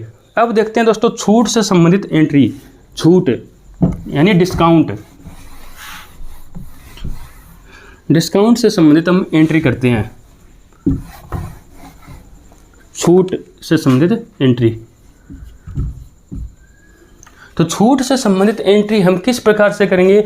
देखो छूट हमें मिल भी सकती है, छूट हम दे भी सकते हैं। जब हम छूट देते हैं तो हमारे लिए क्या होती है दोस्तों, वो खर्चा होता है, एक्सपेंसेस होता है। जब हमें छूट मिलती है तो हमें क्या होता है, वो इनकम होता है। और ये दोस्तों छूट हम देते क्यों है, इसके दो रीज़न हो सकते हैं। या तो दोस्तों हम विक्रय को बढ़ाना चाहते हैं, माल पर छूट हम क्यों देंगे, क्योंकि हम सेल्स को बढ़ाना चाहते हैं ताकि लोग हमारा माल ज़्यादा खरीदे। या फिर दोस्तों छूट एक प्रकार की ऐसे भी होती है कि जब हमें नगद जो रुपया है वो दोस्तों हम नगद रुपया चाहते हैं कि हमें नगद रुपये माल के मिले, तब भी हम छूट दे सकते हैं। या फिर हम किसी से रुपये मांगते हैं तब भी हम उसको छूट दे सकते हैं कि कुछ छूट हम दे देंगे, आप हमें हमारा रुपया दे दीजिए। तो दोस्तों वो छूट के लालच में भी वो हमें हमारा रुपया दे देगा। तो दोस्तों मैं आपको ऐसे समझाता हूँ कि छूट हमारी इस आधार पर दो प्रकार की होती है।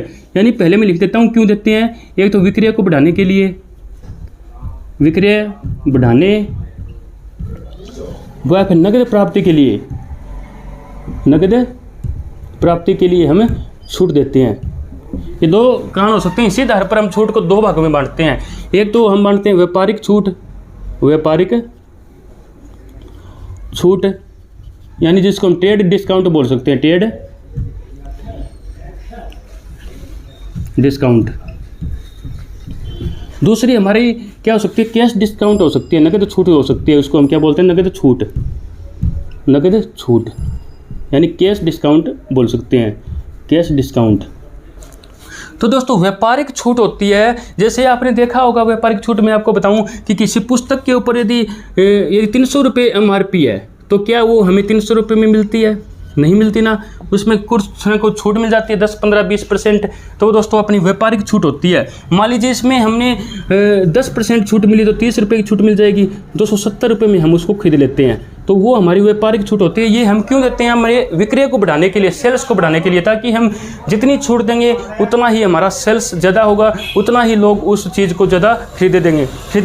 तो दोस्तों इस प्रकार से हम ये अपनी व्यापारिक छूट देते हैं। इसका मतलब क्या हुआ कि विक्रय को बढ़ाना, इसका उद्देश्य क्या होता है, विक्रय बढ़ाना। बढ़ाने के लिए हम यह छूट देते हैं।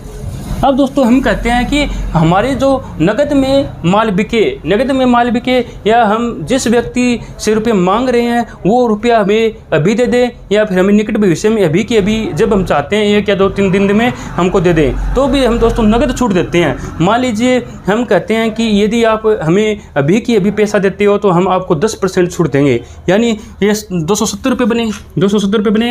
हम कहते हैं कि यदि आप हमें ये केस में देते हो अभी की अभी तो हम 10% और छूट देंगे, तो 10% और उसको छूट दे देंगे हम। यदि वो है हमें केस में पैसा देता है तो फिर हम ये वह वस्तु उसको केस में बेच देंगे, हम 243 में वह वस्तु हमें उसको बेच देंगे। तो दोस्तों वो हम क्यों देते हैं? नगद प्राप्ति हेतु, नगद प्राप्त करने के लिए, प्राप्ति हेतु हम वह छूट देते हैं। क्यों देते हैं दोस्तों? एक और एग्जांपल मैं बताता हूँ कि मान लीजिए मोहन एक व्यक्ति है, उससे हम 20,000 रुपये मांगते हैं, लेकिन वो हमको रुपये दे नहीं रहा है, वो 1-2 दिन कर रहा है। लेकिन अब हम कहते हैं कि यदि हमको तो अब रुपये देता है तो हम आपको 10% छूट देंगे या 15% छूट देंगे। तो दोस्तों वो छूट की लालच में अब वो हमें रुपये दे सकता है, क्योंकि ये पता है कि पहले उसको 20,000 रुपये देने होंगे। यदि हम उससे 20,000 रुपये मांगते हैं, अब यदि हम उसको 10% छूट दे देते हैं तो उसको 2,000 रुपये कम देने होंगे। तो दोस्तों 2,000 रुपये के लालच में वो हमको पैसा हमारा जल्दी दे देगा।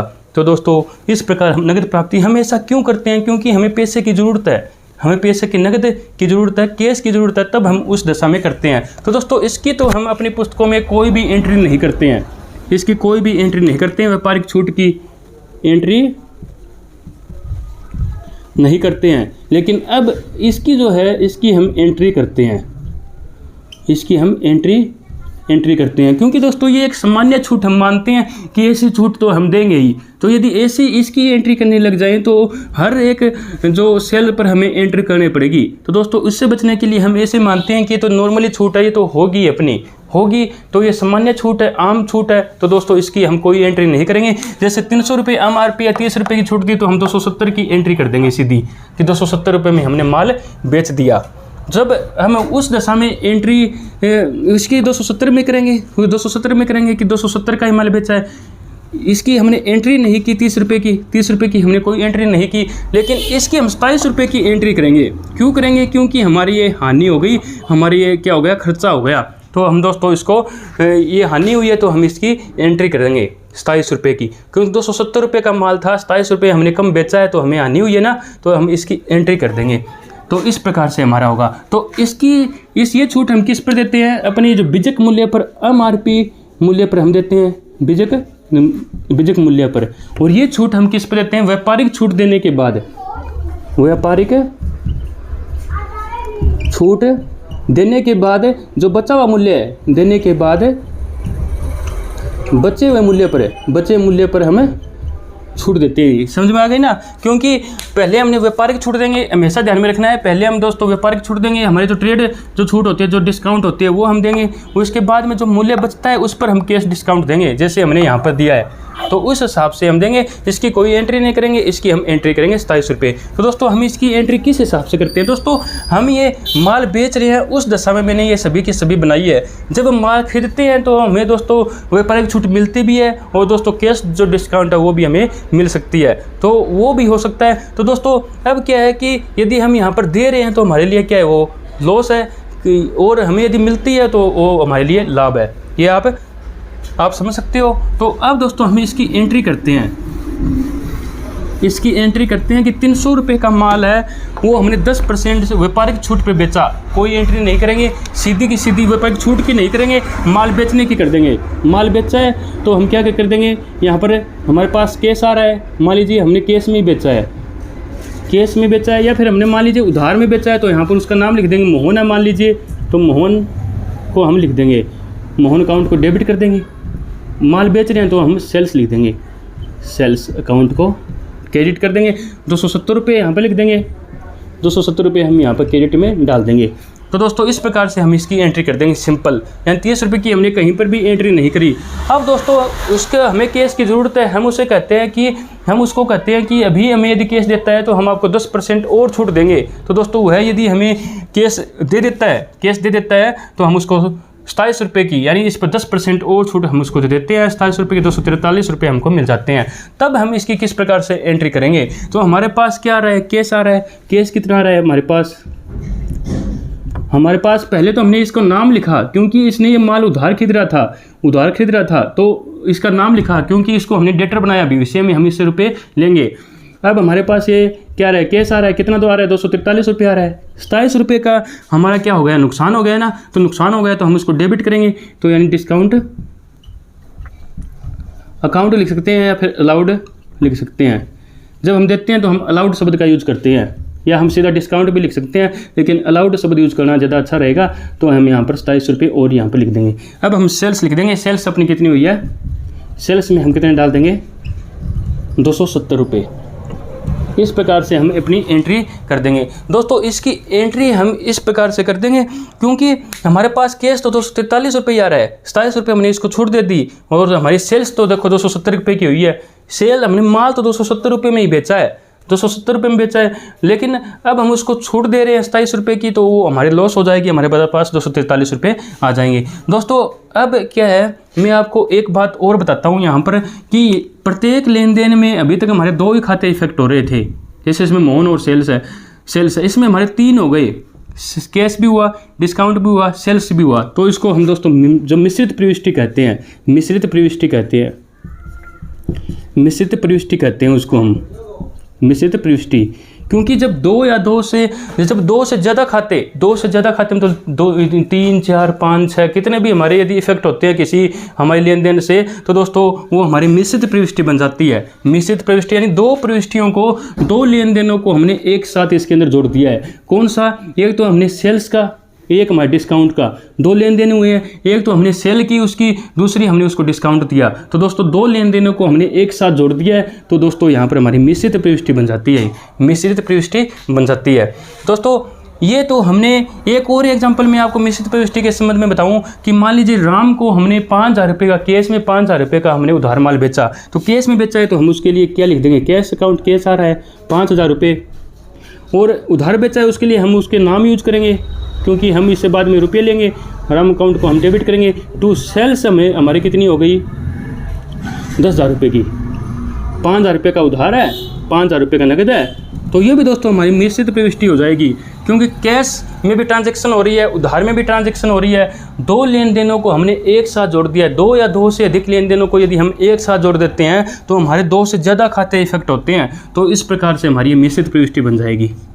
यहाँ पर कैश का भी हुआ, राम का भी हुआ, सेल्स का भी हुआ, 3 खाते इफेक्ट हो रहे हैं, तो हमारी ये मिश्रित प्रविष्टि बन जाती है। 2 से ज़्यादा जितने भी जिस एंट्री में 2 से ज़्यादा खाते इफेक्ट होंगे, अकाउंट्स इफेक्ट होंगे, वो हमारी मिश्रित यानी कंपाउंड इंटरेस्ट जो कि हमारी एंट्री बन जाएगी, जो हम इस प्रकार से उसकी एंट्री हम कर देंगे। तो कैश राम टू सेल्स, ये कैश सेल के लिए, उधार सेल के लिए ये हमारी किसी है, ये हमारी सेल्स हुई है, तो हम उसको यानी हमसे माल जा रहा है तो हम उसको यहाँ पर क्रेडिट कर देंगे। तो ये दोस्तों हमारी एंट्री बन जाती है जब हम छूट हम देते हैं, या फिर हमारी जो मिश्रित प्रविष्टि है वो। अब दोस्तों यदि हमें छूट मिलती है तो हम कैसे करेंगे?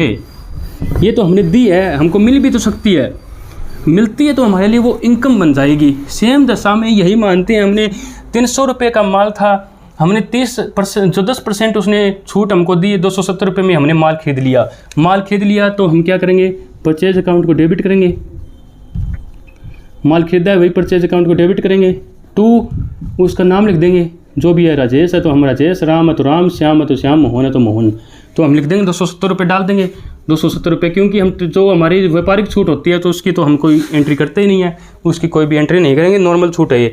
अब वह हमसे कहता है यदि आप हमको अभी रुपये देते हो तो मैं आपको 10% एडिशनल छूट दूंगा, डिस्काउंट दूंगा। तो हम उसको 10% ये जो है छूट पाने के लिए 27 रुपये फायदे के लालच में हम उसको कैश में रुपये दे देते हैं। तो हम दे देते हैं। तो अब हमारा परचेज तो कितने का हुआ है? परचेज तो स्पष्ट है कि हमारा 270 रुपये का ही हुआ है। 270 रुपये में माल तो हमने 270 रुपये में ही खरीदा है। अब हमें उसको दे कितने रहे हैं, यानी कैश में हमारे पास कितना रुपये जा रहा है? कैश में हमारे पास 243 रुपये जा रहा है, और हमें छूट मिल रही है। तो हम क्या लिख देंगे? डिस्काउंट रिसीव्ड अकाउंट को हम क्रेडिट कर देंगे 27 रुपये। तो इस प्रकार से हम एंट्री कर देंगे। छूट हमने दी तब हमने उसको डेबिट किया था, छूट हमको मिली है तो हम दोस्तों उसको क्या कर देंगे, क्रेडिट कर देंगे। उसको इस प्रकार से हम एंट्री करेंगे। लेकिन एक बात ध्यान में रखनी है, डबल एंट्री सिस्टम के अंदर जितने रुपये हमारे डेबिट में जाते हैं उतने ही रुपये हमारे क्रेडिट में जाने चाहिए। दोनों में सेम अमाउंट जानी चाहिए, तभी हमारी डबल एंट्री की जो सिद्धांत है, उसका जो कंसेप्ट है वो दोस्तों क्लियर होगा। तो ये बात भी हमको ध्यान में रखनी है। तो दोस्तों ये हमारी जो डिस्काउंट से रिलेटेड हमारी एंट्री थी सारी जो हमने अब तक की है। अब दोस्तों हमें बैंक से रिलेटेड एंट्री करते हैं। बैंक से रिलेटेड एंट्री कैसे करते हैं वो मैं आपको बताता हूँ। बैंक से रिलेटेड एंट्री हम करते हैं, यहाँ लिख दें बैंक से संबंधित एंट्री।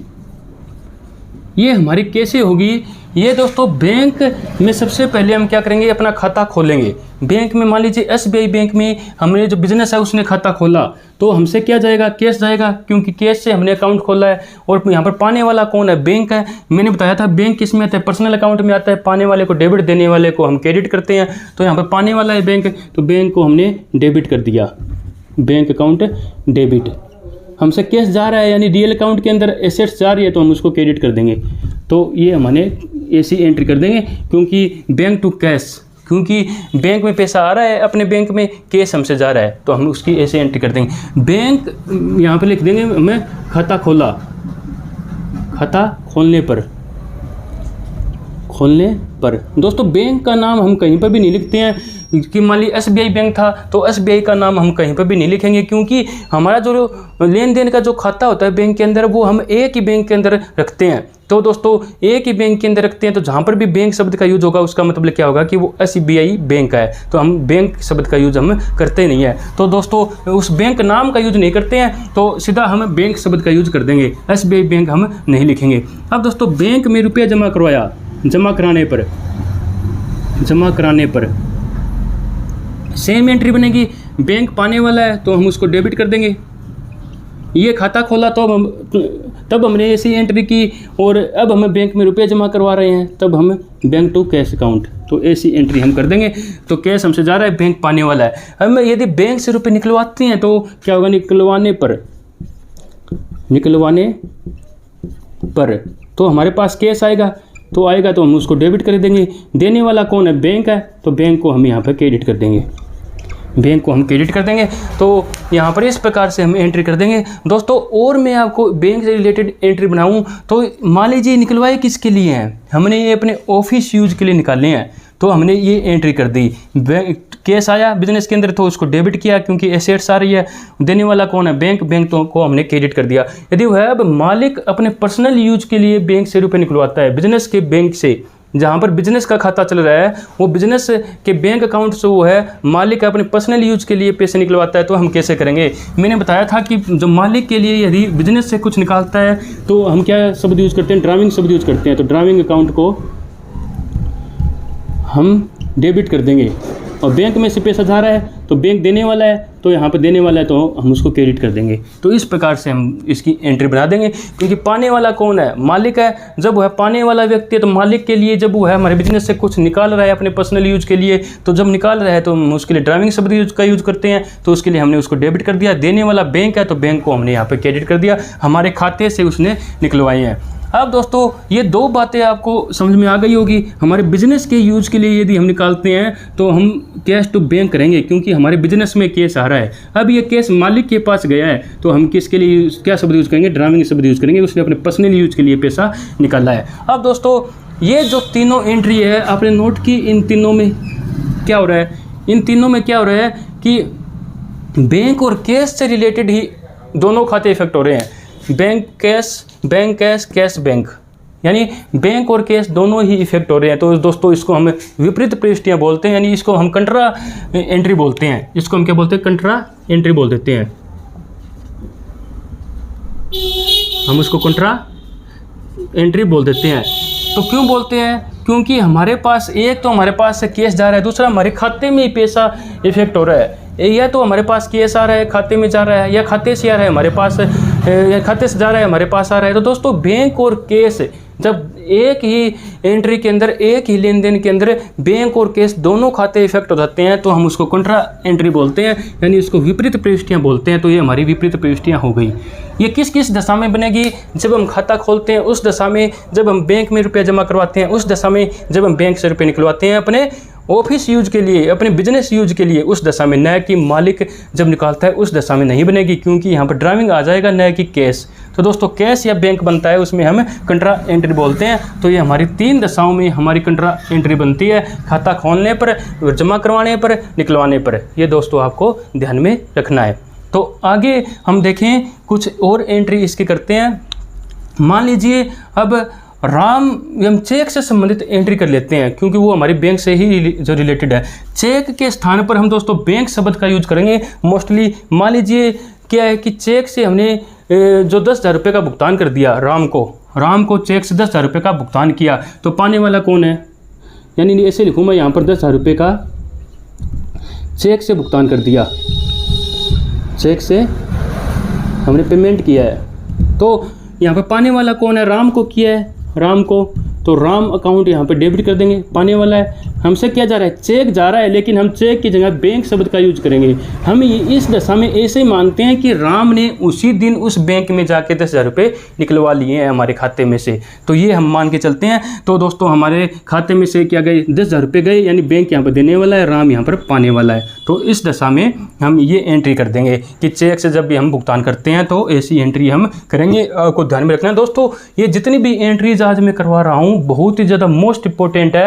यदि आपको ये आपने अच्छे से नहीं समझी, आपने अच्छे इनके जो रूल के हिसाब से नहीं समझी, तो दोस्तों पूरे अकाउंटिंग में आपको दिक्कत आने वाली है। आपको इनको अच्छे से समझना होगा, तभी आप आगे अकाउंटिंग अपनी अच्छे से कर सकते हो। बहुत ही बेसिक चीज़ें और इंपॉर्टेंट चीज़ें हैं ये सभी की सभी।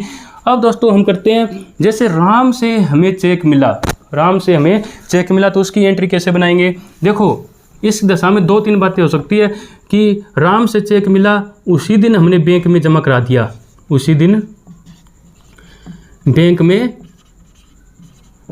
जमा करा दिया, क्योंकि हम डेट वाइज खाते बनाते हैं। जैसे मैंने बताया जनरल के अंदर हम कैसे खाते बनाते हैं? तिथिवार खाते बनाते हैं, मैंने आपको बताया था।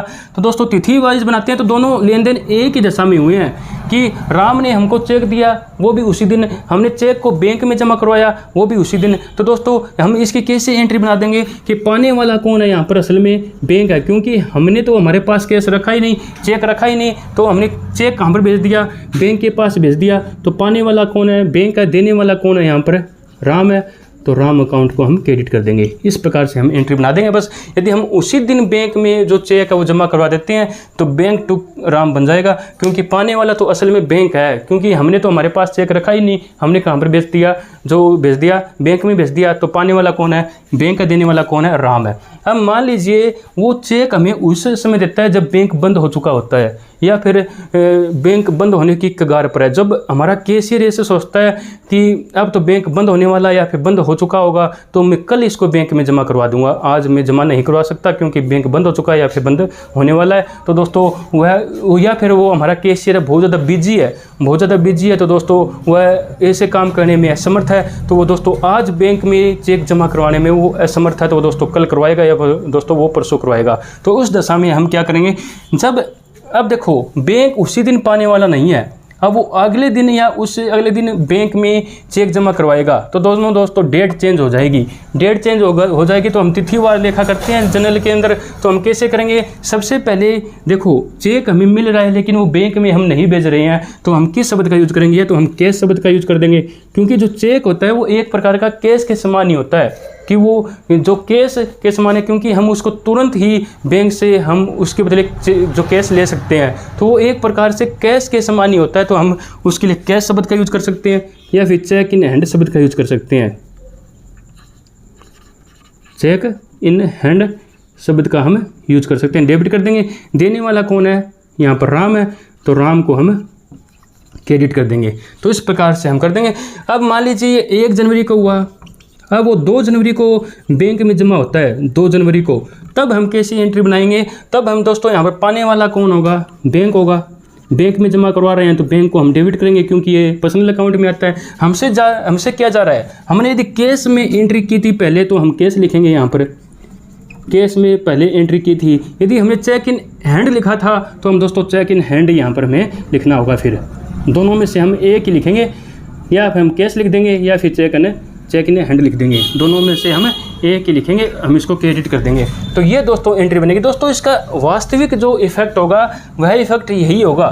क्यों हुआ? देखो, चेक इन कैश या चेक इन हैंड को हमने डेबिट किया, फिर यहाँ पर हमने क्रेडिट कर दिया, तो ये समाप्त हो गया। बचा क्या? बचा हमारे पास बैंक डेबिट में बचा जो यहाँ पर किया, राम क्रेडिट में बचा जो यहाँ पर किया। इफेक्ट तो उसका वही होना है, लेकिन दोस्तों डेट चेंज हो जाती है। तो हमें अपना रिकॉर्ड बिल्कुल सिस्टमेटिक तरीके से, सिद्धांतिक रूप से, बिल्कुल एक्यूरेसी के साथ रखना होता है। इसलिए दोस्तों हम ऐसा करते हैं, क्योंकि ये 1 तारीख को जो हमारी ट्रांजेक्शन हुई, ये 2 तारीख को हमारी ट्रांजेक्शन हुई है, तो हम इसी प्रकार से अपना लेखा करेंगे। समझ में आई कि डेट वाइज हम अपना लेखा करेंगे।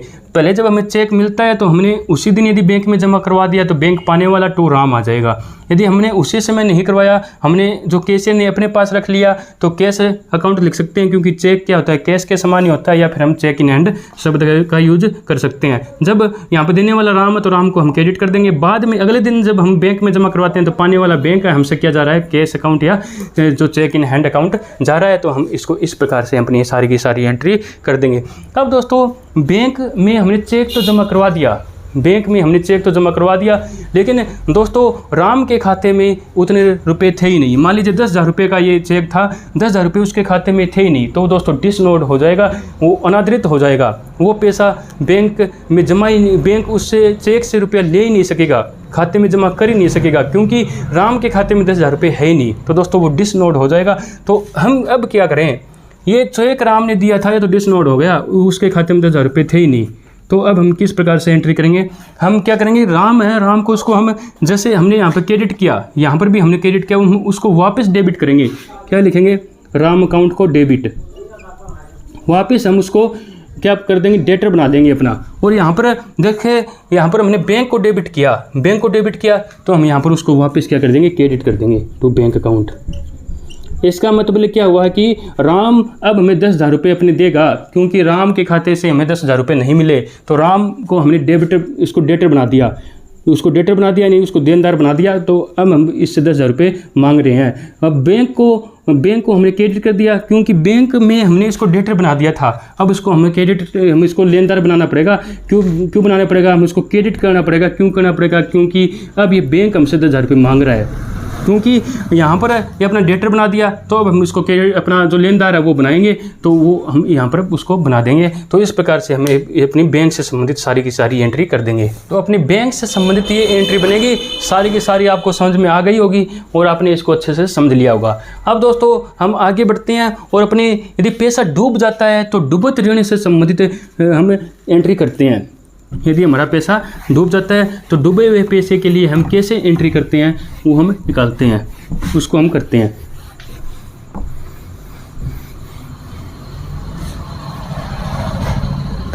डूबत ऋण के लिए दोस्तों इसकी हम एंट्री किस हिसाब से करेंगे? मान लीजिए राम को हमने 10,000 रुपये का माल बेचा था, तो हमने किस प्रकार से एंट्री कर दी थी उसकी? राम पाने वाला है, राम अकाउंट डेबिट कर दिया और टू सेल्स अकाउंट हमने क्रेडिट कर दिया। ये आपको समझ में आया? तो अब क्या है कि राम को हमने 10,000 रुपये बेचा, तो 10,000 रुपये का हमारा डेटर बन गया, देनदार बन गया, उसको हमने डेबिट कर दिया। तो अब राम क्या है कि दिवालिया हो गया, या फिर इसके पास 10,000 रुपये देने में वो असमर्थ है। दोस्तों दिवालिया क्या होता है? पहले जब किसी व्यक्ति की लायबिलिटी एसेट से ज़्यादा हो जाती थी, यानी लोग उसमें से 50,000 रुपये मांगते हैं लेकिन उसके पास सिर्फ 30,000 रुपये हैं, तो दोस्तों वो 50,000 रुपये का भुगतान ही नहीं कर सकता, क्योंकि उसके पास जब है ही 30,000 रुपये तो वो 50,000 रुपये का भुगतान कैसे कर देगा? तो दोस्तों उस दशा में उसको हम दिवालिया कहते थे, यानी अभी भी कहते हैं, दिवालिया कहते हैं। और यानी फिर अंग्रेजी में मैं बताऊं तो इंसॉल्वेंट कहते हैं उसको।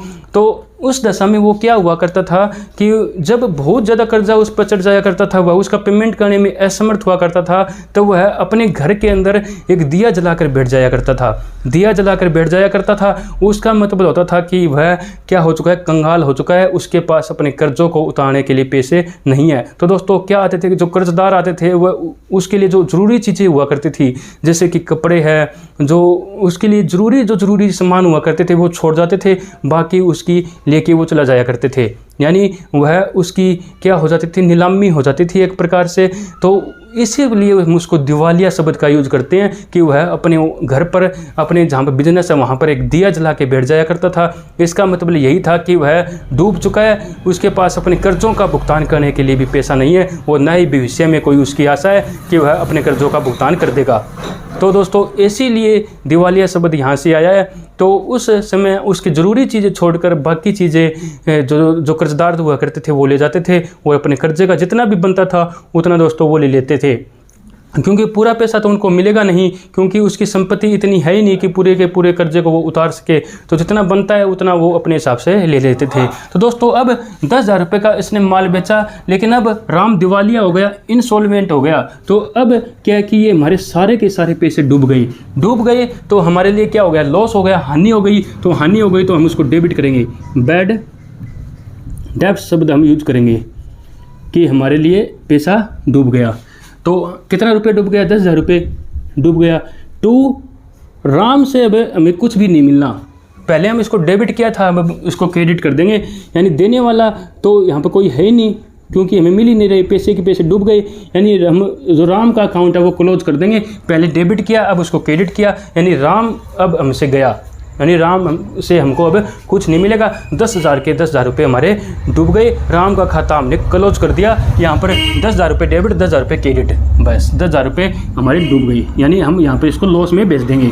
अब दोस्तों एक कंडीशन ऐसे हो सकती है कि हमें इसमें से 4,000 रुपये मिल जाते हैं, 4,000 रुपये मिल जाते हैं, 6,000 रुपये डूब जाते हैं।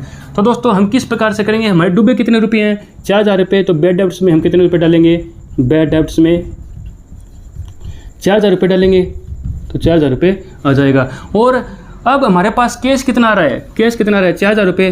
तो 4,000 रुपये हम यहाँ पर डेबिट लिख के, यानी 4,000 रुपये आ रहा है, डूबे कितने हैं, 6,000 रुपये डूबे हैं, क्योंकि 10 में से 4 आ रहे हैं, तो 6,000 रुपये हमारे डूब गए। तो कैश में कितने आ रहे हैं, 4,000 रुपये। तो कैश में हम 4,000 रुपये लिख देंगे और राम का हिसाब यहाँ पर चुकता कर देंगे, राम लिख के, राम अकाउंट लिख के यहाँ पर उसका 10,000 रुपये से हिसाब चुकता कर देंगे, क्योंकि अब राम इससे ज़्यादा हमको नहीं दे सकेगा। तो अब हम क्या करेंगे, उसको राम के खाते को क्लोज कर देंगे। 10,000 रुपये से डेबिट था, 10,000 रुपये से हम क्रेडिट कर देंगे, यानी 6,000 रुपये हमारे डूब गए, 6,000 रुपये हमारे डूब गए, क्योंकि 10 में से हमें 4,000 रुपये ही मिले, 6,000 रुपये हमारे डूब गए, जो हमने बैड डेब्ट्स अकाउंट में डाल दिए, यानी हमें हानि हो गई। और हमें कैश कितना मिला है, 4,000 रुपये मिला है, तो 4,000 रुपये हम इसको डेबिट कर देंगे कि 4,000 रुपये हमारे पास कैश आ रहा है, तो हम इसको डेबिट करेंगे। रियल अकाउंट के अंदर जो आ रहा है उसको डेबिट, जा रहा है उसको क्रेडिट, तो हमने इसको डेबिट किया। कैश अकाउंट को यहाँ पर देने वाला कौन है, राम, और राम हमें 4,000 रुपये देने वाला है, 6,000 रुपये का लॉस है, तो उससे भी हम इसको क्रेडिट करके इसके खाते को हम क्लोज कर देंगे। तो इस प्रकार से डूबत ऋण से संबंधित हम अपनी एंट्री बनाएंगे कि जब भी हमारा पैसा डूब जाता है, जब हमने किसी को माल बेचा था लेकिन अब वह अपना पैसा भुगतान करने में असमर्थ है, तो उस दशा में हम अपनी ऐसी एंट्री बना देंगे। लेकिन बाद में क्या होता है दोस्तों, मान लीजिए राम क्या होता है, राम कोई और बिजनेस से स्टार्ट करता है, या उसकी कोई हेल्प कर देता है, उसका कोई रिश्तेदार हो सकता है, उसका कोई दोस्त हो सकता है, वो उसकी हेल्प कर देता है और वह एक नया बिजनेस स्टार्ट कर लेता है। अब दोस्तों उसको कुछ प्रॉफिट होता है, उसका वो बिजनेस अच्छा चल पड़ता है, तो वह अब कहता है कि मैं जो पहले तो आपके 4,000 यानी 6,000 रुपये नहीं दे सका था, अब मैं आपके 6,000 रुपये देना चाहता हूँ, क्योंकि अब उसकी ऐसी कंडीशन है कि वह 6,000 रुपये दे सकता है। तो दोस्तों वो बहुत ही नैतिक पर्सन था राम। तो क्या किया उसने, अब वो 6,000 रुपये देना चाहता है, तो हमारे पास क्या आएगा, कैश आएगा। तो हम कैश को हम क्या करेंगे, डेबिट करेंगे, कैश अकाउंट को डेबिट करेंगे। कितना आ रहा है, 6,000 रुपये। अब हम कौन सा खाता खोलेंगे, हमारे लिए तो दोस्तों लाभ ही हुआ है। लाभ क्यों आया, पहले हमने इसको हानि में डाल दिया था कि 6,000 रुपये हमें हानि हो चुकी है, लेकिन अब हमें ये हानि मिल रही है, तो हम किस में डालेंगे, लाभ हो रहा है, तो लाभ को हम क्या करते हैं, क्रेडिट करते हैं। हम कौन सा खाता खोलेंगे, bad debts recovered account, bad debts recovered account खोल देंगे 6,000 रुपये से। यानी यहाँ पर हमें जो हानि हुई थी, अब ये उस हानि की भरपाई हो चुकी है, हम इसको क्रेडिट में डाल दिया है, कैश हमारे पास आ गया है, तो 6,000 रुपये की हम यहाँ पे लिख देंगे। तो आगे हम उसमें नरेशन में भी एड्रेस डालते हैं, तो उसमें भी हम लिख देंगे कि राम से हमें डूबे हुए 6,000 रुपये प्राप्त हो गए हैं। तो इस प्रकार से दोस्तों हमारी जो डूबत ऋण बैड डेब्ट से जो हमारी एंट्री होती है वो सारी की सारी कर देंगे। पूरा पैसा डूब जाता है तो हम ऐसी एंट्री बनाएंगे, जब हमारा कुछ पैसा हमको उसमें से मिल जाता है, कुछ पैसा डूब जाता है तो हम ऐसी एंट्री बनाएंगे, जब डूबा हुआ पैसा हमारा मिल जाता है तो हम ऐसी एंट्री बना देंगे। यानी यहाँ पे लिखूँगा कि मैं पूरा रुपया डूबने पर यहाँ पर कुछ पैसा डूबा, कुछ रुपये डूबने, वह कुछ प्राप्त होने पर, यहाँ पर डूबा हुआ पैसा प्राप्त होने पर, डूबा हुआ रुपया प्राप्त होने पर। तो इस प्रकार से अपनी सारी की सारी एंट्री बन जाएगी बैड डेब्ट्स से संबंधित। अब दोस्तों अपनी कुछ विशेष एंट्री बचती है, वो हम कुछ विशेष एंट्री अपने और कर लेते हैं। उसके बाद में हम आज की वीडियो को हम समाप्त करते हैं। कुछ विशेष एंट्रियों में मैं आपको बताऊं क्या लिखेंगे। कुछ विशेष, देखो सबसे पहले ऐसे बताऊं कि LIC का भुगतान किया। LIC क्या होता है? मालिक एक जीवन पर लिया गया बीमा होता है। तो वो दोस्तों यदि जो मालिक का लिया हुआ बीमा होता है तो LIC के प्रीमियम का भुगतान करते हैं तो हम हमेशा क्या करते हैं कि ड्राइविंग अकाउंट को डेबिट करते हैं, क्योंकि ये मालिक से संबंधित है। LIC हमेशा मालिक से ही संबंधित हमें माननी है जब तक क्वेश्चन में कुछ भी ना लिखा जाए। तो हमसे कैश या बैंक जा रहा है तो कैश अकाउंट हम क्रेडिट कर देंगे। आयकर का भुगतान किया जाए, जब भी दोस्तों इनकम टैक्स लिखा हुआ हो तो भी वो दोस्तों मालिक से संबंधित होगा, क्योंकि बिजनेस पर हमारा कॉर्पोरेट टैक्स लगता है, न कि इनकम टैक्स लगता है। तो इनकम टैक्स जब भी लिखा जाए तो हमें ड्राइविंग अकाउंट ही डेबिट करना है कि ड्राइविंग अकाउंट डेबिट टू में कैश अकाउंट लिख देंगे। तो ये किस में किया हमने? LIC की पेमेंट के लिए, LIC प्रीमियम के लिए। ये हमें इनकम टैक्स के लिए किया हमने, इनकम टैक्स के लिए। और अब यदि ऐसा आ जाए कि मालिक का हमने मकान किराया चुकाया है, कि मकान किराया भी दे दे, ऐसे सीधा ही दे दे कि मकान किराया चुकाया, वो भी दोस्तों मालिक का ही मिलेगा, तो भी हम इसलिए ऐसा ही एंट्री बनाएंगे कि मकान किराया दे दे, तो भी हम ऐसी ही एंट्री बनाएंगे कि ड्राइविंग अकाउंट को हम डेबिट करेंगे और टू कैश अकाउंट हम क्रेडिट करेंगे, क्योंकि कैश हमसे जा रहा है तो हम इसको क्रेडिट करेंगे। ऐसे ही एंट्री बनाएंगे। यदि है बीमा प्रीमियम अपने बिजनेस के लिए लिया गया था, जब बीमा अपने बिजनेस के लिए हमने लिया था और फिर हम यदि प्रीमियम चुकाते हैं तो वो बिजनेस का खर्चा हो जाएगा, न कि मालिक का होगा। तब हम क्या करेंगे? इंश्योरेंस प्रीमियम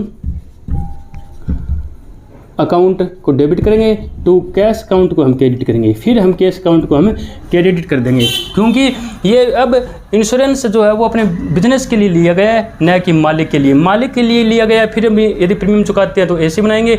जब हमारे इनकम टैक्स आ जाए तो हम ऐसे करेंगे, मकान किराया करेंगे तो भी हम ऐसी एंट्री करेंगे। तो दोस्तों इससे संबंधित ये कुछ विशेष एंट्रीज थी जो मैंने आपको बता दी है। दोस्तों अब हमारी GST से संबंधित एंट्री रहती है। दोस्तों बहुत ही लंबी क्लास ये हो चुकी है। GST से रिलेटेड हम जो अपनी एंट्री है वो अगली क्लास में मैं आपको करवा दूंगा। और अगली क्लास में दोस्तों हम लेजर भी करेंगे, यानी अपनी खाता बही भी बनाएंगे। यानी जो अपनी जनरल खाता बही से पहले दोस्तों हमें क्यों ना सब्सिडायरी जो बुक्स देख लेते हैं, अपनी जो सब्सिडायरी जो बुक होती है उसको देख लेते हैं, और फिर हम दोस्तों खाता बही हमारी लेजर पर चलेंगे। तो अब हमने जनरल को अपने लगभग कंप्लीट हो चुका है। इसमें से कुछ बातें रहती है वो मैं आपको अगली क्लास में जो अगली वीडियो होगी उसमें मैं करवा दूंगा। लेकिन इसके बाद में अपनी जो सब्सिडायरी जो बुक होती है उनको करते हैं, फिर हम अपनी लेजर पे चलते हैं, अपनी खाता बही पे चलते हैं। तो दोस्तों आज की इस वीडियो में इतना ही। अब हम मिलते हैं अपनी अगली वीडियो में। Thank you.